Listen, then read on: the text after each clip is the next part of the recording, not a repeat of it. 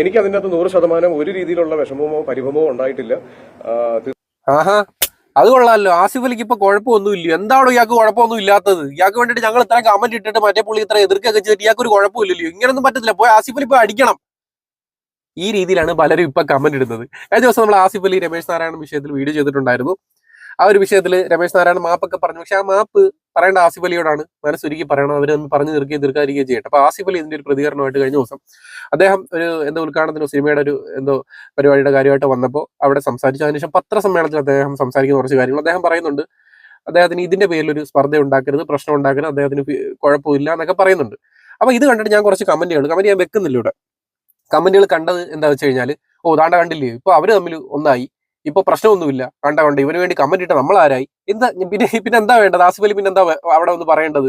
ആസിഫ് അലി എന്താ സംസാരിക്കേണ്ടത്? അവിടെ വന്നിട്ട് എനിക്ക് അവനോട് കലിപ്പുണ്ട്, അവനെ നിങ്ങളെല്ലാവരും കൂടി പൊങ്കാല ഇടുന്ന ആസിഫ് അലി പറയണോ? അദ്ദേഹത്തിന്റെ സ്വതസിദ്ധമായ ചിരി അദ്ദേഹം ഇന്നലെ അവിടെ ചിരിച്ചു. വളരെ മാന്യമായിട്ട് അദ്ദേഹം ആ ഒരു സിറ്റുവേഷനെ പ്രതികരിക്കാതെ അദ്ദേഹം അത് കൂളായിട്ട് വിട്ടു. അതിനുശേഷം നമ്മളെല്ലാവരും കൂടെ, ഞാൻ ഉൾപ്പെടെയുള്ള ആളുകൾ ഈ രമേശ് നാരായണ എയർ കയറ്റി എവിടെയൊക്കെ വിട്ടു. അതിനുശേഷം വന്നിട്ട് ആസിഫ് അലി പിന്നെയും പറയണോ അത് അങ്ങനെ നന്നായി, അയാൾക്ക് അങ്ങനെ തന്നെ വേണം, അങ്ങനെ പ്രശ്നം ഉണ്ടാവണമെന്ന് ആസിഫ് അലി പറയണോ? ആസിഫ് അലി എന്താ ഇങ്ങനെ ഒരു സിറ്റുവേഷൻ ഒരു മാന്യമായിട്ട് കൈകാര്യം ചെയ്യേണ്ട? അദ്ദേഹത്തിന് ഇങ്ങനെ പറ്റിപ്പോയി കാണും, ഓക്കെ സിറ്റുവേഷൻ എനിക്ക് പ്രശ്നമൊന്നുമില്ല, ഇങ്ങനെയല്ലേ പറയണ്ടേ? അതിന് കുറച്ച് പേർക്ക് ഇഷ്ടപ്പെട്ടില്ല. നിങ്ങൾ കമന്റ് ഇട്ട അതുകൊണ്ടാണ്, മറ്റേതാ മറിച്ചതാ, ഇങ്ങനെയൊക്കെ ഇങ്ങനെ നിങ്ങളെ ഇതിനു വേണ്ടി കമന്റ് ഇട്ടെ, അങ്ങനെ കുറെ കമന്റുകൾ ഞാൻ കണ്ടതുകൊണ്ട് മാത്രം പറഞ്ഞാൽ. അപ്പോൾ ഈ പറയുന്ന തൊട്ട് മനഃപൂർവ്വം ഇന്റൻഷ്യലി വന്നിട്ടുള്ള കമന്റുകളായിരിക്കാം. അപ്പൊ ആസിഫ് അലിയുടെ ആ പത്രസമ്മേളനത്തിന്റെ ചെറിയൊരു ഭാഗം ഇവിടെ വെക്കുന്നുണ്ട്. ഇതിനകത്ത് അവസാനം ആസിഫ് അലി പറയുന്ന ഒരു കാര്യമുണ്ട്. ഈ മതസ്പർദ്ധ കാര്യങ്ങൾ, ഒരു ചെറിയ വിഷയങ്ങൾ, അത് ഞാൻ കുറച്ച് കമന്റുകളിലും കുറെ ട്രോളുകളിലൊക്കെ ആയിട്ട് ഫേസ്ബുക്കിൽ കാണാൻ ഇടയുണ്ടായി. ഞാൻ ആലോചിച്ചു ഇതിന്റെ രീതി എങ്ങോട്ടാ പോയെ? നമ്മുടെ നാട്ടിൽ നിങ്ങൾ ഇത് കുറച്ച് നാൾ മുമ്പെന്ന് പറഞ്ഞു കഴിഞ്ഞാൽ നമ്മുടെ നാട്ടിൽ ദീപം ദീപം ദീപം എന്ന് പറഞ്ഞിട്ട് കുട്ടികൾ ഒക്കെ വീട്ടിൽ വിളക്ക് വെക്കും. രാമ രാമ രാമ രാമ രാമ രാമ പാഹിമ രാമപാദം ചേരണേ മുകുന്ദ രാമ പാഹിമ എന്നൊക്കെ ഉള്ള ആ ഒരു രാമനാമമൊക്കെ നമുക്ക് വീടുകളിൽ കേൾക്കാൻ വൈകിട്ട്, ഈ ഹിന്ദുസിന്റെ വീടുകളിലൊക്കെ. മുസ്ലിം വീടുകളിലൊക്കെ ആണെങ്കിൽ അസ്ബി റബ്ബി ജല്ലല്ലാ മാഫി ഖൽഫി ഖൈറുല്ലാ നൂറു മുഹമ്മദ് സല്ലല്ലാ ഹക്ക് ലാ ഇലാഹ ഇല്ലല്ലാ, അത് ലാ ഇലാഹ ലാ ഇലാഹ ലാ ഇലാഹ ഇല്ലല്ലാ ലാ ഇലാഹ ഇല്ലല്ലാഹു മുഹമ്മദുർ റസൂലുള്ളാഹ്. ഇത് ഞാനിവിടെ പറയാനുണ്ടായ കാര്യം എന്ന് പറഞ്ഞാൽ, കുറച്ച് നാൾ മുമ്പൊക്കെ എന്ന് പറഞ്ഞു കഴിഞ്ഞാൽ നമ്മുടെ എല്ലാ വീടുകളിലും ഇതുപോലെ ഹിന്ദു വീടുകളിൽ ഇങ്ങനെ രാമനാമവും അതുപോലെ തന്നെ വിളക്കുകളും, അതേപോലെ മുസ്ലിം വീടുകളിൽ ഞങ്ങളവിടെ കൂടുതലും ഹിന്ദു മുസ്ലിം അങ്ങനെ ഒരു കമ്മ്യൂണിറ്റി കൂടുതലുള്ളത്. അപ്പൊ അതുകൊണ്ട് തന്നെ ഈ ദിക്റുകൾ സലാത്തുകളൊക്കെ ചെല്ലലൊക്കെ ആയിരുന്നു കൂടുതലുണ്ടായിരുന്നത്. പക്ഷെ ഈ ഒരു കാലഘട്ടത്തിൽ കുറച്ചും ഇങ്ങോട്ട് വന്നപ്പോൾ അത് വളരെ കുറഞ്ഞു. ഇത് ആസിഫ് അലി വിഷയത്തിൽ എന്താ പറയുന്നത് വെച്ച് കഴിഞ്ഞാൽ, ഇത് കുറഞ്ഞു. പക്ഷേ ആ സമയത്ത് നമ്മൾ എന്താ വിചാരിക്കേണ്ടത്? അന്ന് ഉണ്ടായിരുന്ന സമയത്ത് വേണമെങ്കിൽ പറയാം മതം ഒത്തിരി തലയ്ക്ക് പിടിച്ചവരാണ് ഇങ്ങനെ ചെയ്യുന്നത്, അതുകൊണ്ട് മതത്തിന്റെ പേരിൽ അന്ന് തമ്മിൽ തല്ലും എന്നൊക്കെ. പക്ഷെ അന്ന് അങ്ങനെ തമ്മിൽ തല്ലില്ല. പക്ഷെ ഇന്ന് ഈ പറയുന്ന രാമനാമ ജപമാണെങ്കിലും ദിക്റുകളാണെങ്കിലും ഇതെല്ലാ വീടുകളിലും വളരെ കുറഞ്ഞു വരുന്നു. പക്ഷേ ആ മതത്തോടുള്ള ആ വിശ്വാസത്തോടുള്ള അത് കുറഞ്ഞു വരുന്നെങ്കിൽ പോലും മതസ്പർദ്ധ, മതത്തോടുള്ള തമ്മിത്തല്ല് ഒരു കുറവും വരുന്നില്ല. എന്തുവാ കൂടുന്നു? അതെങ്ങനെ സംഭവിക്കുന്നു? അപ്പൊ മനഃപൂർവ്വം ഇന്റൻഷ്യലി ആരും ഇതിനിടയിലേക്ക് കളിക്കുന്നില്ലേ? യെസ്, അതുണ്ടെന്ന് തന്നെ പറയാം. കാര്യം ആസിഫ് അലിയുടെ ഈ ഒരു വീഡിയോ ഞാനിവിടെ വെക്കുന്നുണ്ട്. അതിനുശേഷം അതിന് അവസാനം ആസിഫ് അലി പറഞ്ഞൊരു കാര്യം ഞാൻ പല കമന്റുകളിലും പല പോസ്റ്റുകളിലും കാണാനിടയുണ്ടായി. ഇതിനെ മതവൽക്കരിച്ചും വേറെ രീതിയിലേക്ക് ഇതിനെ കൊണ്ടുപോകുന്നുണ്ട്.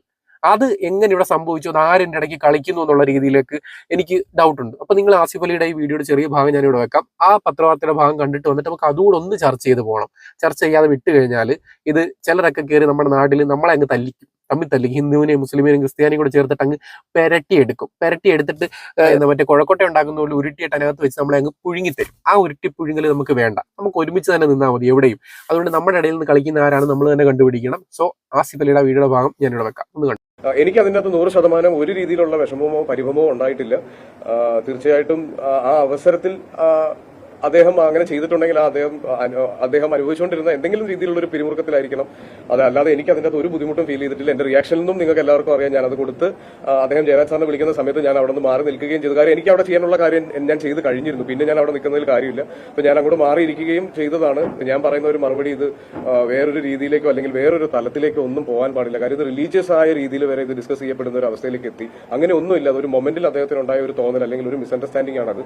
അടുത്ത ഭാഗം ഞാൻ പറഞ്ഞില്ല, ആസിഫ് അലിക്ക് ഇത് കുഴപ്പമില്ല, പ്രശ്നമൊന്നും ആക്കണ്ടെന്ന് പറഞ്ഞ ചിലർക്ക് ഇഷ്ടപ്പെട്ടിട്ടില്ല. പ്രശ്നമാക്കി ആസിഫ് അലിയും പൊട്ടിത്തെറിക്കണമായിരുന്നു എന്നുള്ളതാണ് ചിലരുടെയൊക്കെ കമന്റിലുള്ള പ്രതികരണം. ഓക്കെ, അത് അവിടെ നിൽക്കട്ടെ. രണ്ടാമത് ആസിഫ് അലി തന്നെ പറഞ്ഞു വെക്കുന്ന ഈ മതസ്പർദ്ധ അല്ലെങ്കിൽ ആ വർഗീയപരമായിട്ടുള്ള കാര്യങ്ങൾ, അതെന്താന്ന് വെച്ച് കഴിഞ്ഞാൽ ഞാനും കണ്ടു. അതായത് ഇദ്ദേഹം ഈ ആസിഫ് അലി മുസ്ലിം കമ്മ്യൂണിറ്റിയിലുള്ള ഒരാളും മറ്റേ രമേശ് നാരായണൻ എന്ന് പറയുന്ന പുള്ളിക്കാരൻ ഒരു ഹിന്ദു കമ്മ്യൂണിറ്റിയിലുള്ള, ഇതിന്റെ ഇടയ്ക്ക് അങ്ങനെ ഒരു കളി നടക്കുന്നതായിട്ട് എനിക്ക് മനസ്സിലായി. അതായത് കുറെ പേര് എന്നിട്ട് ഈ രമേശ് നാരായണനെ വെച്ചിട്ട് കുറെ പേര് അപ്പൊ സപ്പോർട്ട് ചെയ്യുന്നു. അതായത് കൃത്യമായിട്ട് ഞാൻ പറഞ്ഞുതരാം, ഇത് വർഗീകരിച്ചുകൊണ്ട് വേറെ കമ്മ്യൂണിറ്റിയിലുള്ളതുകൊണ്ട് ആ രീതിയിലേക്ക് ഇതിനെ മുതലെടുക്കാൻ കുറെ പേര് ശ്രമിച്ചു.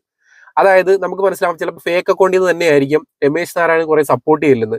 സുഡാപ്പി ആയിട്ടുള്ള ഒരാളെ നീ എതിർത്തല്ലോ, അത് നന്നായി, നിനക്ക് ഞങ്ങൾ സപ്പോർട്ട് ചെയ്യുന്നു എന്നുള്ള രീതിയിൽ, അതായത് അതിനകത്ത് കടത്തിക്കൂട്ടാൻ ശ്രമിക്കുന്നതെന്ന് പറഞ്ഞു കഴിഞ്ഞാൽ അവിടെ ഹിന്ദു മുസ്ലിം എന്നുള്ള അതിൽ രണ്ട് കമ്മ്യൂണിറ്റി, അതിന്റെ പേരിലാണ് ഈ പറയുന്ന കൂട്ടി ഇദ്ദേഹം ഇങ്ങനെ അവഗണന കാണിച്ചതെന്നും അകൽച്ച കാണിച്ചതെന്നും അതിന് ഞങ്ങൾ സപ്പോർട്ട് ചെയ്യുന്നു എന്നുള്ള രീതിയിൽ ആ മനുഷ്യൻ രമേശ് നാരായണൻ എന്ന് പറയുന്ന മനുഷ്യൻ അദ്ദേഹത്തിന് സ്റ്റേജിൽ വെച്ച് അദ്ദേഹത്തെ സ്റ്റേജ് കയറ്റി സാധനം കൊടുത്തില്ല, അതുപോലെ പേര് മാറ്റി വിളിക്കുക, അങ്ങനെ അദ്ദേഹത്തിന് അപ്പോൾ ഉണ്ടായ ഫ്രസ്ട്രേഷന്റെ പേരിൽ ചെയ്ത ആ ഒരു സംഭവം അത് ഓക്കെ, ആ ഒരു സിറ്റുവേഷനിൽ പറ്റിയതല്ല. പക്ഷെ അതിനെ മതവൽക്കരിച്ച് അദ്ദേഹം വേറൊരു മതത്തിൽപ്പെട്ട ആളായതുകൊണ്ട് അത് മനസ്സിൽ വെച്ചുകൊണ്ട് ഇദ്ദേഹം മനഃപൂർവ്വം ഇന്റൻഷനലി ഇദ്ദേഹം ഒഴിവാക്കിയതാണെന്നുള്ള രീതിയിൽ നാണവില്ലിയോടെ നിനക്കൊക്കെ വന്നിട്ട് ഇങ്ങനെ പ്രതികരണം വന്നിടാൻ, ഇല്ലെങ്കിൽ തലയുള്ളതിനകത്തുനിന്നിട്, തലയുള്ള അക്കൗണ്ടുകളിൽ നിന്നിട്.